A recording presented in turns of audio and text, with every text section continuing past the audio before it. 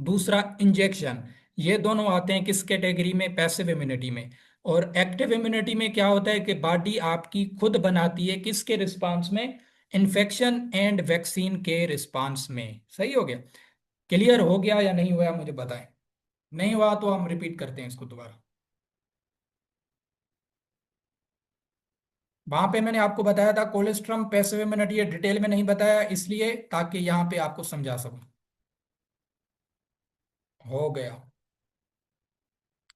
चलो। अच्छा, अगर अभी 2025 में यहाँ से कंसेप्ट आया हुआ इम्यूनिटी से, अगर आप वो क्वेश्चन अभी हो जाएगा ना, परेशानी नहीं होगी।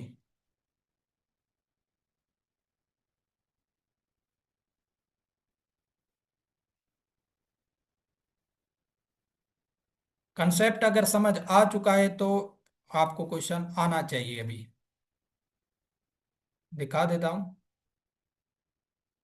क्या क्वेश्चन आया था।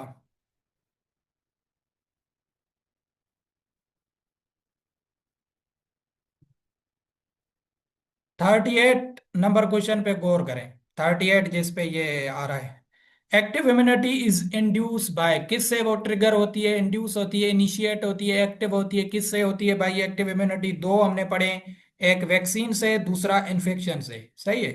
ऑप्शन में देखें, पहले ऑप्शन में उसने इन्फेक्शन दिया हुआ है, ठीक हो। दूसरे ऑप्शन भी देखें ताकि आपका कंसेप्ट क्लियर होना चाहिए। प्लेसेंटल ट्रांसफर ऑफ एंटीबॉडीज नहीं होती, ठीक हो गया, एक्टिव में नहीं होती।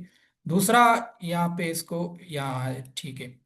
सी ऑप्शन में देखिए, इंजेक्शन ऑफ एंटीबायोटिक्स, आपको बताया है इंजेक्शन किसका एग्जांपल है? पैसिव इम्यूनिटी का।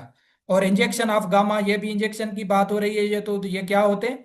ये होते हैं पैसिव इम्यूनिटी की कैटेगरीज। सही हो गया? प्लेसेंटल ट्रांसफर में भी प्लेसेंटा से नहीं आते बट उनके फार्म में कोलेस्ट्रम दिया जाता है, तो उसको इस सेंस में समझे। तो ये तीनों किसके एग्जांपल्स हैं? पैसिव इम्यूनिटी के एग्जांपल्स हैं।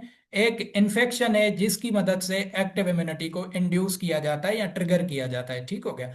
यहाँ अगर यहाँ पे वैक्सीन का ऑप्शन होता तो वैक्सीन भी करेक्ट होता। एक्टिव इम्यूनिटी के आपने दो याद रखने। क्या? एक होती है आपकी इन्फेक्शन के रिस्पांस में, दूसरी होती है वैक्सीन के रिस्पांस में आपकी बॉडी बनाती है। बट पैसिव इम्यूनिटी में आप डायरेक्ट एंटीबॉडीज इनोकुलेशन करते हैं, डायरेक्ट एंटीबॉडीज देते हैं। किसके फॉर्म में? एज अ कोलेस्ट्रम के फॉर्म में, या आप इंजेक्शन के फॉर्म में देते हैं, ठीक हो गया। तो ये था कंसेप्ट एक्टिव, पैसिव और इम्यूनिटी का। ये बहुत ज्यादा कंफ्यूजन जो है ना क्रॉस करवाता है, बहुत आसान लफ्जों में